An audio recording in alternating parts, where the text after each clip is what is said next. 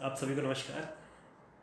तो जैसे कि आज हमें पता ही है कि गोविंद पारिक की हमारी जो क्लासेस चल रही हैं उसके सत्र में ही आज पेज नंबर 9 और 8 हम लोगों को डील करना है। तो पेज नंबर 8 और 9 को डील करने से पहले सबसे पहले आप जानिएगा कि गोविंद पारिक जो है वो हमें पता ही है कि गोविंद पारिक एक अध्ययनरत बुक है। अध्ययनरत का कहने का तात्पर्य है कि आप इसको जितनी बार पढ़ेंगे ये उतनी बार में हमारी परफेक्ट होती चलेगी। और ये अनटिल और अनलेस जब तक एग्ज़ाम होता है तब तक परफेक्ट होना बहुत पॉसिबल नहीं रहता है, क्योंकि हम इसकी क्या करते हैं, बार बार रिवीजन करने से इसको भूलते रहते हैं। तो इसकी सबसे अच्छी कैटेगरी या सबसे अच्छा तरीका यही है कि आप इसको जितना बार अच्छे से रिवीजन करेंगे उतना अच्छे से आप लोग इसको गेन कर पाएंगे। तो आइए स्टार्ट करते हैं। मैं डील करता हूँ आपके साथ में आज पेज नंबर 8 और 9 को मैं डील करूँगा। तो 8 और 9 को देखते हैं। तो देखिएगा पेज नंबर 8 पे जब हम बात करते हैं, तो पेज नंबर 8 पे जब हम बात करेंगे तो हम लोगों को दिखेगा कि सबसे ऊपर ही हमें क्या मिल रहा है, पेशियों की संख्या मिल रही है देखने के लिए। तो पेशियों की संख्या की जब हम बात करते हैं तो देखिए पेशियों की संख्या में बोला गया है कि स्त्रियों में पेशियाँ जो हैं 20 अधिक मिलती हैं। तो 20 अधिक पेशियाँ जो मिलती हैं उनके बारे में अगर हम बात करते हैं तो वो 20 पेशियाँ में मिलती कहाँ कहाँ पे है, ये भी आपसे पूछा जा सकता है कि वो 5 पेशियाँ जैसे यहाँ पे लिखा है स्तनों में मिलती है ना। तो हमें पता ही है लेडीज़ में स्तन जो होते हैं वो ज़्यादा होते हैं। तो इन सब चीज़ों को हमें ध्यान रखना होता है। तो देखिएगा हम आगे बढ़ते हैं और आगे हम देखते हैं।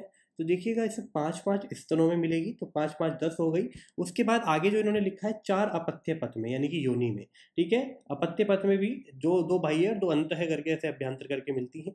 उसके बाद 3 जो मिलती है वो शुक्र व आर्तव प्रवेशनी में मिलती है, और 3 जो मिलती है वो गर्भ छिद्र पे मिलती है। तो 3 गर्भ छिद्र की, 3 आपकी शुक्र व आर्तव की, उसके बाद 4 जो है पथ्य पथ की, और 5-5 स्तनों में मिलती है। तो इस तरीके से करके टोटल जो हमारी 20 अतिरिक्त योनियाँ सॉरी पेशियाँ मिल रही हैं वो आप लोगों ने देख लिया यहाँ पे। तो 20 पेशियों के बारे में यहाँ पे सामान्य तौर पे चर्चा की गई है और वही हमने देखा है। इसके बाद देखिएगा यहाँ पर लिखा हुआ है आधुनिक मत्स्य पेशियों की संख्या। तो देखिए आधुनिक मत्स्य जो पेशियों की संख्या है लिखा है 519। ये थोड़ा गलत है, इसको सही कर लेंगे। तो 639 जो है आधुनिक मत्स्य पेशियाँ है। तो 6 जो दिया है इन्होंने 519, इसको काट दीजिएगा और 639 को आप कंसिडर करिएगा।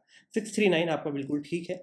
उसके बाद आगे देखेंगे, आगे बढ़ते हैं। तो आगे देखिएगा क्या बोला गया है। तो गर्भस्राव, गर्भस्राव के बारे में बात आ रही है कि गर्भस्राव कब तक हो सकता है, उस कंडीशन में उस ड्यूरेशन को पूछा गया है। तो देखिए गर्भस्राव को आचार्य सुश्रुत बोलते हैं कि 4 मास तक, ठीक है। तो इसको याद करते हैं सिंपली कि आचार्य सुश्रुत जी ने दोष कितने माने हैं, 4। तो इसलिए गर्भस्राव का जो मास है वो भी आपको आराम से याद हो जाता है कि 4 मास तक इन्होंने कंसीडर किया है। वाग्भट और भोज जो है, वाग्भट और भोज जो आपको ध्यान रखना है कि 3 मास तक मानते हैं। और उसके बाद में गर्भपात स्टार्ट हो जाता है कि गर्भपात कब माना जाता है।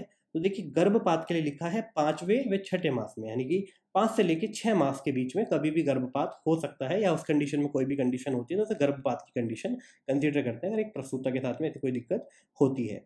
उसके बाद आगे जो आपका देखने को मिल रहा होगा आप लोगों को, तो आप देखिएगा हमें नाड़ी रोग के बारे में बात मिल रही है। तो नाड़ी रोग जो दिए गए हैं आचार्य सुश्रुत जो दिए गए हैं 8 रोग दिए नाड़ी के उन्होंने, ठीक है। और माधव और भाव प्रकाश जी ने 5 रोग दिए हैं। तो ये सिंपली हमें देखने के लिए मिल रहे हैं कि आचार्य सुश्रुत जी ने 8 बोले गए हैं और माधव और भाव प्रकाश जी ने 5 बोले हैं। जनरली हमें भाव प्रकाश जी की जो मस्त चीज़ें मिलती हैं देखने के लिए 5 या 3 ही देखने के लिए मिलती हैं, ठीक है। कहीं कहीं पर ही थोड़ा सा वेरिएशन आता है, तो इस तरीके से भी हम थोड़ा सा समझ कर सकते हैं कि कहाँ पर कौन सी चीज़ ज़्यादा दी गई है, कौन सी कम दी गई है, तो उससे भी आराम से निकल जाता है। उसके बाद आगे बढ़ेंगे और आगे देखेंगे कुछ और बातें। तो आगे देखते हैं, गर्भपात देख लिया हमने, नाड़ी रोग देख लिया। अब हम शूक दोष की बात करते हैं कि शूक दोष एग्जैक्टली है क्या। तो देखिए शूक दोष सबसे पहले समझो कि होते क्या है। तो ये कॉम्प्लिकेशन होते हैं जो लिंग वृद्धि औषध ली जाती है उसके कॉम्प्लिकेशन को कहा जाता है शूक दोष। तो शूक दोष आपको सिंपली समझना है कि कॉम्प्लिकेशन ऑफ द लिंग वृद्धि औषध, ठीक है। जो लिंग वृद्धि के लिए औषध आती हैं उनके कॉम्प्लिकेशन या उपद्रव जो होते हैं वो शूक दोष के नाम से जाने जाते हैं। तो अब इनके बारे में बात करते हैं। तो देखिएगा इसमें क्या बताया गया है कि सुश्रुत जी ने बोले हैं 18, ठीक है। सुश्रुत जी ने 18 बोले हैं, इसमें से साध्य 4 है और असाध्य 4 है। सॉरी साध्य 14 है और असाध्य 4 है। तो अब जो 4 हैं इजी, सबसे इजी वही है कि जो आपके कम हैं उनको आप याद कर लो, तो उनके अलावा जो रेस्ट बचेंगे वो आपको पता लग जाएगा कि वो आपके साध्य वाले हैं। तो वो 4 कौन से हैं, मासारबुध, मांसापाक, उसके अलावा तिलकालक और विद्रदी। तो ये इस तरीके से आपको 4 याद करने हैं। तो इनको याद करने के लिए एक ट्रिक है छोटी सी, आप याद करने के लिए इनको एक ट्रिक याद कर सकते हैं कि मामा टीवी देखता है। तो आप इसके लिए एक छोटी सी ट्रिक याद करें कि मामा टीवी देखता है। तो मामा टीवी देखता है, तो आप इसको इस तरीके से मामा टीवी देखता है आप लिख दीजिएंगे, तो आपका आराम से आपको याद हो जाएगा, आपको कोई दिक्कत यहाँ पे नहीं आने वाली। मामा टीवी देखता है इतना लिखने के बाद में अब मैं आपको बताता हूँ कैसे इसको याद करना होता है। तो देखो मामा में 2 मामा आते हैं, तो एक पहले माँ से मांसाहार याद हो जाएगा, दूसरे माँ से मांसपाक याद हो जाएगा। ठीक है, टीवी, तो टीवी में आपको तिल कालक याद हो जाएगा और वी से आपको विद्रदी। ठीक है, तो मामा टीवी देखता है तो कुछ नहीं है, जस्ट टीवी है तो देखा ही जाएगा, इसलिए टीवी देखता है, पूरी करिए ट्रिक को। तो मामा टीवी देखता है तो मांसार्बुद, मांसापाक, तिलकालक और आपका विद्रदी, इस तरीके से करके आपको याद रखना है। उसके बाद में अब हम आगे बढ़ते हैं, तो आगे हम बात करते हैं क्षुद्र रोग के बारे में। तो देखिएगा क्षुद्र रोग जो है इनकी संख्या पूछी जाती है कई बार, है ना, तो संख्या में जनरली वो उन्हीं की संख्या पूछते हैं जिनकी वर्णित नहीं होती। तो आचार्य चरक जैसे यहाँ पे लिखे गए हैं तो उन्होंने क्षुद्र रोग नहीं बताए हैं, क्लियरली उन्होंने मना कर दिया। आचार्य सुश्रुत जी की जब बात करते हैं तो आचार्य सुश्रुत जी ने 44 बता दिए, आचार्य वाग्भट जी ने 36 बता दिए, आचार्य माधव जी ने 43 बताए हैं और आचार्य शारंगधर जी ने 60 बताए। सबसे ज़्यादा शारंगधर जी ने बताए हैं, इनको ध्यान रखें, ये सबसे ज़्यादा शारंगधर जी ने, और माधव जी में और आचार्य सुश्रुत जी में केवल एक ही का डिफरेंस है। सुश्रुत जी ने 44 बोले हैं और माधव जी ने 43 बोले हैं। वाग्भट जी कहते हैं मैं 36 बताऊंगा, तो उन्होंने 36 बताए। इस तरीके से यहाँ पे इन्होंने पूरा अपना विभाजन दिखाया क्षुद्र रोग के कंपेरिजन में। आगे बढ़ते हैं तो मुख रोग की बात करते हैं। तो देखिए मुख रोग के बारे में क्या बोला गया है, चरक जी बोलते हैं 4 या 94, ये 94 नहीं है, इसको करेक्शन कर लीजिएगा, 94 काट दीजिएगा, 664 कर लीजिएगा। ठीक है, 64 है, इसको 64 कर लीजिएगा, ये 94 नहीं है, इसको आप सही करिए, 64 है ये। ठीक है, ये 64 कर लीजिएगा। सुश्रुत जी 65, भोज 65, वाग्भट जी 75, शारंगधर 74। ठीक है, तो 4 वाले यहाँ पर अभी एक चरक आए थे और एक आपके शारंगधर आए हैं। उसके बाद भाल प्रकाश और योग रत्नाकर दोनों 67 बोलते हैं, सही बात है, ये बिल्कुल ठीक है यहाँ पे। उसके बाद में जो कर्ण रोग हैं तो चरक जी ने 4 माने हैं, सुश्रुत जी ने 28 माने हैं और उसके बाद में वाग्भट जी के 25 हैं। अब यहाँ पर देखिएगा एक हमारे आचार्य हैं शारंगधर, ठीक है, उनको कर्ण रोग में यहाँ पे इन्वॉल्व नहीं करा कि कर्ण रोग में वो कहाँ पर रहेंगे, कितने उनके द्वारा माने गए हैं। तो देखिए शारंगधर जी के लिए एक छोटी सी बात है कि शारंगधर जो थे उन्होंने क्या करा था, उन्होंने जो ईएनटी थी हमारी, ईएनटी का मतलब कि जो आपके कर्ण रोग हैं, नासा आपके नासा नोज के रोग हैं या फिर कंठ रोग हैं, तो उन्होंने उन तीनों के लिए जो ईएनटी है हमारी, ठीक है, ईएनटी को उन्होंने क्या बोला, उन्होंने तीनों के रोग को वो 18 बोल दिया कि उनके हिसाब से कर्ण रोग भी 18 है, नासा रोग भी 18 है और कंठ रोग जो है वो भी 18 है। तो इस तरीके से उन्होंने एक सिंपल याद रखना है, आपकी शारंगधर जी की जो ईएनटी थी वो 18 बार करी, 18 वर्ष की आयु में करी, इस तरीके से आप उनको याद रख लीजिएगा। तो जैसे भी आपको ट्रिक से जैसा भी आपको ईजी रहे तो आप उस तरीके से इसको याद रख सकते हैं, कोई दिक्कत वाली बात नहीं है। इसके बाद आगे बढ़ते हैं, नासा रोग देखते हैं। तो नासा रोग देखिएगा, चरक जी ने 4 बताए हैं, सुश्रुत जी ने 31 बताए हुए हैं और उसके अलावा हम बात करते हैं वाग्भट जी की, तो यहाँ पर 18 आपको देखने के लिए मिल रहे होंगे। तो यहाँ पर देखिए जो यहाँ पर लिखे हैं सुश्रुत जी, तो सुश्रुत जी के साथ में यहीं पर माधव को भी ऐड कर दीजिए आप। ठीक है, सुश्रुत जी के साथ में यहीं पर ही माधव जी को ऐड कर दीजिए। तो सुश्रुत जी के साथ में मैं एम लिख देता हूँ, तो M is stand for Madhav and Acharya Madhav and Acharya Sushrut is equal to 31 नासा रोग है। उसके अलावा आचार्य जो वाग्भट है उनके साथ में एस को ऐड कर दीजिए, यानी कि आचार्य शारंगधर। तो अभी शारंगधर जी का मैंने आपको बता ही दिया फंडा, तो वो सिंपल 18 उन्होंने माने हुए हैं, इस तरीके से आपको ध्यान रखना है। इसके बाद आगे बढ़ते हैं और आगे हम बात करते हैं योग रत्नाकर और भाव प्रकाश जी के अनुसार जो आपके नासा रोग माने हैं वो 34 माने हैं। तो नासा रोग जो संख्या मानी गई है वो 34 मानी गई है इनके अलावा, इनके साथ में। ठीक है, उसके बाद आगे बढ़ेंगे और आगे हम देखेंगे कुछ और बातें नेत्र रोगों के बारे में। तो नेत्र रोग देखिएगा, आचार्य चरक जो है कितने बोल रहे हैं, 4 और या फिर 96 बोले, उन्होंने बोला कि 4 है या फिर आपके 96 होते हैं, तो ये 2 संख्या इन्होंने बताई है। सुश्रुत ने 76, सबसे ज़्यादा यही क्वेश्चन पूछे जाते हैं और दूसरा क्वेश्चन पूछा था वाग्भट जी के साथ में। ठीक है, वाग्भट जी के कितने हैं, तो ये आपको ध्यान रखने होते हैं क्योंकि वाग्भट जी के कितने दिए हैं। तो वाग्भट जी के साथ में यहीं पर आप एस को ऐड कर दीजिए, एस स्टैंड फॉर आचार्य शारंगधर। तो शारंगधर जी और वाग्भट जी 94 बोलते हैं। माधव जी ने जो बोले हैं 78, माधव जी के साथ में आप यहाँ पर किसको ऐड कर देंगे, योग रत्नाकर जी को ऐड कर दीजिए। तो माधव जी और योग रत्नाकर जी ने 78 बोले हैं। उसके अलावा आचार्य सुश्रुत जी ने 76 बोले हैं, उनमें साध्य कितने हैं, 52 हैं, या आपके 7 हैं और असाध्य जो आपके यहाँ पर 17 दिए गए हैं। इस तरीके से कैटेगराइजेशन किया गया है।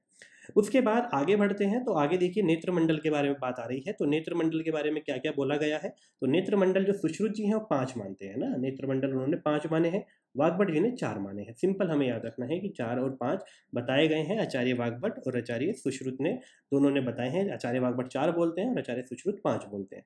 अब हृदय रोग की बात करते हैं, तो देखिएगा हृदय रोग के बारे में आचार्य चरक 5 बोलते हैं ना, उन्होंने वातज पित्तज कफ सन्निपातिक और त्रिमिज बोला है।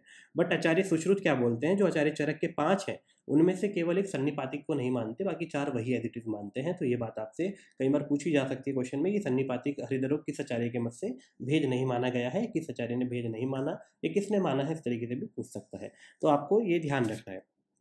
तो यहाँ तक हमने बात करी पेज नंबर 8 की। अब हम आगे बढ़ते हैं और बात करते हैं पेज नंबर 9 की बात करेंगे। तो ये पेज नंबर 9 पे देखते हैं। पेज नंबर 9 जो हमारा स्टार्ट होता है वो मूर्छा से स्टार्ट होता है ना। पेज नंबर 9 हम मूर्छा से स्टार्ट कर रहे हैं। तो देखिए मूर्छा कितने प्रकार की होती है, सबसे पहले क्वेश्चन यही बनते हैं। तो देखिए मूर्छा जो दी है आचार्य चरक ने 4 प्रकार, सुश्रुत जी ने 6 प्रकार और माधव जी ने यहाँ सुश्रुत जी को फॉलो करते हुए 6 ही प्रकार दिए हैं। तो 466 करके यहाँ पे दी गई है। तो 466 आपको सिंपल ध्यान रखना है कि 4 जो है आचार्य चरक के हैं, 6 जो है आचार्य सुश्रुत जी के हैं और 6 जो है माधव जी के हैं। तो 466 यहाँ पर आराम से याद हो जाता है। उसके बाद मध्य के जो गुण है ये काफ़ी इंपॉर्टेंट है। तो मध्य के गुण देखिएगा, ये मोस्ट इंपॉर्टेंट है। मध्य के गुण में चरक जी ने 10 बताए हैं, ठीक है। तो चरक जी ने 10 बताए हैं, पर एक ध्यान रखेंगे, चरक जब हम चिकित्सा पढ़ते हैं, चरक चिकित्सा 24 मदात्य अध्याय पढ़ते हैं, तो वहाँ पर ये गुणों की संख्या 14 हो जाती है, ठीक है। 14 गुण बताए हैं उन्होंने इसमें मदात्य चिकित्सा अध्याय में, ये बात आपको ध्यान रखनी है। सुश्रुत जी ने 8 बताए हैं, पर उन्होंने 8 में से चरक जी के 2 गुण हटा दिए। कौन कौन से? एक उन्होंने अम्ल नहीं माना, एक उन्होंने अम्ल को नहीं माना और दूसरा उन्होंने लघु को नहीं माना। उन्होंने मना कर दिया कि अम्ल और लघु नहीं होते, तो इसका 2 को हटाकर उन्होंने 8 मान लिया। और आचार्य वाग्भट जी ने चरक जी को सिंपली फॉलो करते हुए 10 ही बता दिया। तो इस तरीके से करके हमें चरक, सुश्रुत, वाग्भट जी आचार्य के अनुसार हमने देख लिया। सिंपल आपको याद रखना है। आगे स्वर भेद सिंपल दिए हुए स्वर भेद भी कि आपके चरक जी के 6 हैं और सुश्रुत जी के भी 6 हैं, तो दोनों के 6 हैं, कोई दिक्कत वाली बात नहीं है। मूत्राघात इंपॉर्टेंट है। मूत्राघात देखिएगा, चरक जी ने 8 और 13 बताए हैं, ठीक है। चरक जी के 8 और 13 है, माधव जी के भी 13 है, सुश्रुत जी के 12 हैं और वाग्भट जी के 20 हैं। तो चरक, माधव, सुश्रुत और वाग्भट, जनरली आचार्य माधव जो थे चरक जी को फॉलो करते थे, बट कई केस में ऐसा नहीं मिलता देखने के लिए। जैसे भी हमने ऊपर भी देखा, उन्होंने सुश्रुत जी को फॉलो करा, माधव जी ने कई जगह पर।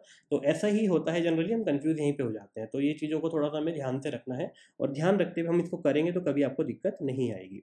उसके बाद आगे आएंगे और आगे बढ़ेंगे, तो आगे एक स्टेटमेंट दिया हुआ है, तो आप देख सकते हैं। सुश्रुत ने चरकोक्त बस्ती कुंडल एवं विद विघात को नहीं मानकर मूत्र शुक्र अलग से माना है। तो उन्होंने बता दिया कि उन्होंने 2 नहीं माने और 2 की जगह पर 1 को ऐड करके 12 मान लिए, जो कि 13 में से 2 हटाते हैं तो 11 बचेंगे। उस 11 की जगह पर 1 उन्होंने ऐड कर दिया, क्या?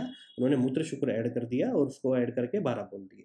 तंत्र युक्ति आचार्य चरक जी ने कितनी बोली है? 36 बोली है। वाग्भट जी ने भी 36, भट्टार हरिश्चंद्र ने 40 बोली है, सुश्रुत जी ने 32। तो सुश्रुत जी के साथ ही यहाँ पर आप कौटिल्य को ऐड कर दीजिए, कौटिल्य अर्थशास्त्र को ऐड कर दीजिए। तो ये आपको ध्यान रहेगा कि कौटिल्य अर्थशास्त्र के अनुसार भी कितनी है आपकी जो तंत्र युक्ति है, उनकी संख्या आपको पता रहेगी, 32 है। भाव प्रकाश जी ने 42 बोली है।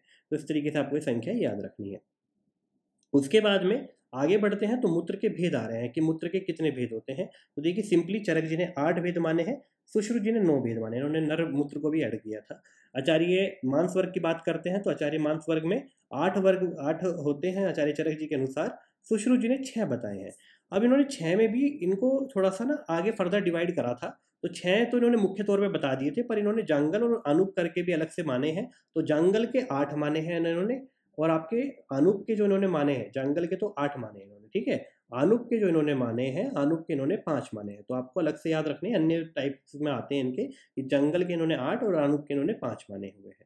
ये आपको ध्यान रखना होगा अलग से। इसके बाद में आगे बढ़ते हैं, तो आगे देखिएगा जब हम बढ़ेंगे तो हमें मूत्र कृच के टाइप्स दिखेंगे। तो मूत्र कृच हमें दिख रहा है, चरक जी के 8 हैं, वातिक, पैतिक, श्लेष्मिक, सन्निपातिक, रक्तज, शुक्रज, अस्मरीज और शर्करा।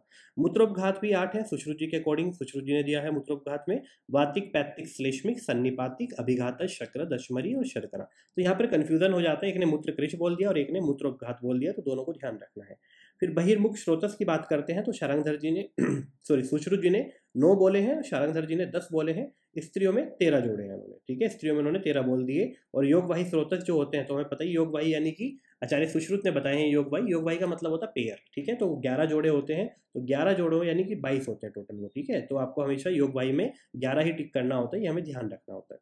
उसके बाद मध्य की अवस्थाएं देखिएगा, तो मध्य की अवस्थाएं जो हमारी होती हैं, तो मध्य की अवस्थाओं में चरक और सुश्रुत जी ने 3 अवस्थाएं बताई हैं और माधव जी ने 4 बताई हैं, ठीक है। जनरली प्रथम, द्वितीय, तृतीय हमें याद रहती है, पर माधव जी ने 4 बताई हैं, तो हमें ध्यान रखना है। और इसमें ओज पूछा जाता है कि कौन सी अवस्था में ओज कितना ज़्यादा 6 होता है, तो तृतीय अवस्था में जाकर ओज पूर्णतः 6 हो जाता है, और उसकी अगर हम बात करते हैं 4 अवस्था में, चौथी अवस्था में जाके, तो ये जनरली पूछा जाता है। और हाँ, एक बात हमें और याद रखनी है योगवाही स्रोतों के बारे में, इनको द्वाविंशति योगवाही बोला जाता है, ठीक है। योग वाही स्रोतस के बारे में एक बात है, द्वाविंशति योग वाही इनको कहा जाता है, ये बात आपको ध्यान रखनी है।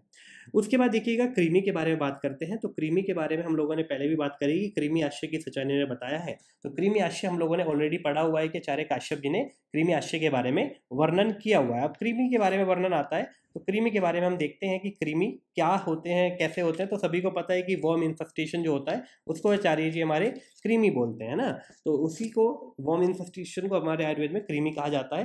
तो आचार्य चरक जी ने जो बताए हैं 4 तरीके से कैटेगराइज करे हैं, कैटेगराइजेशन करा है दोषों के अनुसार, और एक उन्होंने बताया मलज।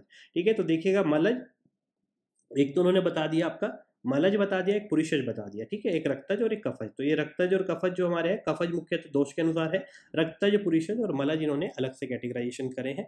तो इनकी संख्या आपको याद रखनी होती है कि कितनी कितनी होती है। तो देखो मल जो होता है, मल में 2 तरीके के मल अब आएंगे। एक मल तो आ ही गया, पुरुष तो यहाँ पे इन्होंने ले लिया, तो 2 मल बचे, कौन कौन सा, मूत्र बचा और स्वेद बचा, तो इसलिए मल वाले 2 होते हैं। तो इस तरीके से आराम से याद रखो। पुरुषज जो होते हैं वो 5 होते हैं, रक्तज जो होते हैं 6 होते हैं, और कफज जो होते हैं 7 होते हैं। इस तरीके से टोटल 20 हो गए। उसके बाद में आचार्य सुश्रुत 3 ही बोलते हैं, उन्होंने बोला कि मैं केवल पुरुषज, रक्तज और कफज को मानता हूँ, मैं मलज को नहीं मानता। तो उन्होंने 7 7 6 सिंपल विभाजन दिया। अब वाग्भट जो थे, वाग्भट जी बोलते हैं मैं बहिर्मलजन्य, ठीक है, बाह्य रूप में बहिर्मलजन्य के रूप में लूंगा, कफज 7 लूंगा, रक्तज 6 लूंगा और पुरुषज 5 लूंगा। तो इस तरीके से उन्होंने भी अपने 20 माने। तो तीनों आचार्यों ने, हमारे जो व्रत रह गए हैं, तीनों ने 20 बोले हैं। बस केवल फर्क इतना सा है कि एक 2 आचार्यों ने बाह्य रूप में, एक ने बाह्य मलज बोल दिया और एक ने मलज बोल दिया, ठीक है। आचार्य वाग्भट जो होते हैं वो बाह्य मलज बोलते हैं, और आचार्य चरक जो थे वो मलज के रूप में बोलते हैं, और आचार्य सुश्रुत ने वो कैटेगरी को माना ही नहीं है। तो इस तरीके से हमें याद रखना है। तो इस तरीके से हमने 2 पेज डील करे हैं आपके साथ में, आगे भी हम लोग इस तरीके से डील करते रहेंगे। तो जितना मैंने आपको आज पढ़ाया या समझाया है, कोशिश थी मेरी आपके लिए, एक छोटी सी कोशिश थी। बाकी हम आगे मिलते रहेंगे और कुछ ना कुछ जरूर पढ़ते रहेंगे। धन्यवाद।